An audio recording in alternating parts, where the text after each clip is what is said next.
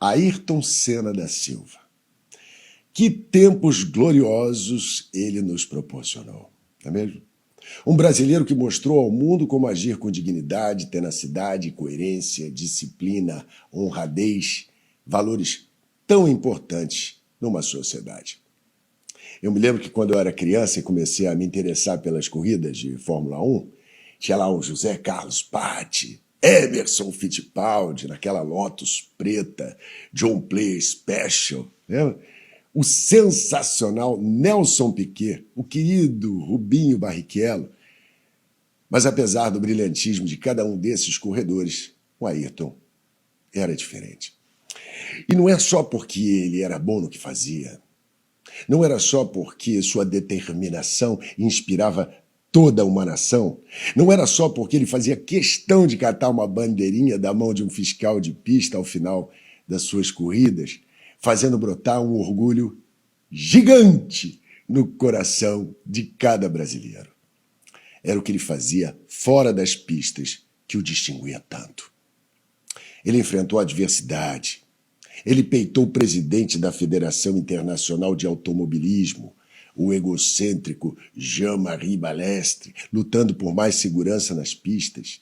Ele enfrentou o professor Alain Prost, seu arquirrival, que mesmo sendo companheiro de equipe dele, nunca se furtou em prejudicá-lo em qualquer competição. E ele sempre dava o troco, se superando a cada volta, a cada treino, com uma dedicação incansável, como quando na primeira vitória em Interlagos ele tocou o carro com o câmbio quebrado desde a largada e terminou a prova com dores horríveis, a ponto de quase não conseguir levantar a taça. Mas ele não parou. Resiliência. Do latim resilire, significa a capacidade de se recobrar, o de se adaptar à má sorte, às mudanças, a capacidade que cada pessoa tem de lidar com seus próprios problemas, de sobreviver, superar momentos difíceis diante de situações adversas, de não ceder à pressão, independente da situação. A primeira vez que ele ganhou o campeonato mundial foi no circuito de Suzuka, no Japão. Aliás, um país que sempre reverenciou o Ayrton grandemente. O carro dele apagou na largada. Se ele perdesse ali, adeus campeonato. Mas quem estava ali dentro daquele cockpit era Ayrton Senna. Então ele não tirou o pé da embreagem. Como o grid era uma descida, ele tomou um embalinho e pá, fez o motor pegar de novo. A essa altura ele já estava na 14ª posição. Aí você pensa, pronto, lascou, não vai dar. Mas ele foi passando um por um, até que na 19ª volta o Capelli, que era o segundo colocado, abandonou a prova. Quando o Prost olha pelo retrovisor e vê que quem estava atrás dele não era o italiano, mas o Senna, ele deve ter pirado o cabeção. Dentro daquele cockpit ele gritando, Bert, c'est pas possible! Eles se odiavam, mas o legal é que eles se respeitavam muito. Na 26ª volta, quando o Prost percebeu que ia ser ultrapassado, ele tentou espremer o Senna ainda na área de escape, na mureta dos boxes, mas não teve jeito. Ele ganhou a corrida e o campeonato naquele dia. Aquilo era um absurdo, você é louco, como é que você fica lá para trás e ainda ganha a corrida? Cara, era demais. E o que a gente está precisando agora, nesse momento, é isso, minha gente. Resiliência. Essa capacidade de se superar e aguentar firme, acreditar até o último instante, como o Ayrton fazia e nos encantava, e nos ensinava com tanta clareza como fazer quando a vaca já está indo para o brejo. Nós tivemos grandes ídolos que trouxeram conforto para as nossas alminhas, pessoas cujos feitos transformaram vidas no esporte, na música, na literatura, na medicina, nas artes cênicas, etc. Pessoas que, de alguma forma, mexiam com os brios e nos faziam acreditar na potencialidade do povo brasileiro. Hoje o que eu sinto é uma falta de representatividade. Um vazio nesse mundo de celebridades, ardendo na fogueira das vaidades, a serviço do ego.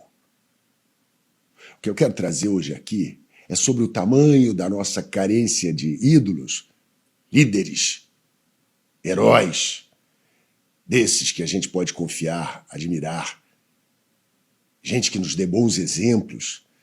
Eu me lembrei do Senna exatamente por conta disso. Você não precisava ser fã de automobilismo para gostar dele, para acreditar nele, para confiar nele.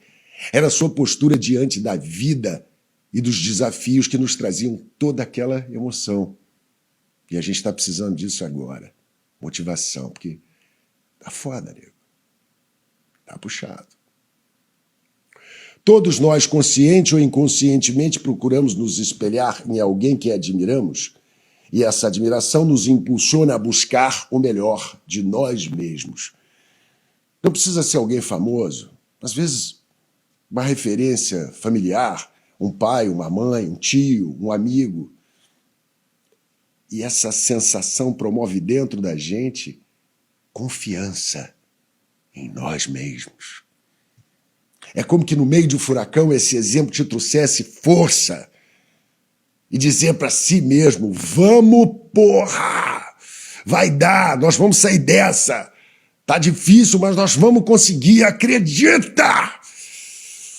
E o que o Ayrton nos mostrou na sua trajetória é que o impossível era possível. Quando ele pegava aquela bandeira brasileira, ele não estava prestigiando um país, mas uma nação. Essa é a diferença. Ele reverenciava a nação brasileira, um povo com aspirações e valores comuns, e fazia isso com uma bandeirinha de plástico às vezes. Um gesto simples, despido de ego. E isso gerava na gente um sentimento de pertencimento que eu não vejo hoje em dia. O Ayrton sempre foi muito religioso. A Viviane, irmã dele, disse que naquela manhã de 1º de maio de 1994, ele fez uma oração. E ele falou que Deus disse para ele que iria receber o maior presente de todos os presentes, que era ele mesmo. Ayrton Senna do Brasil foi um exemplo que cada brasileiro, um estímulo que nos inspira a ter fé e resiliência para sairmos dessa melhores do que entramos. Um anzol e um queijo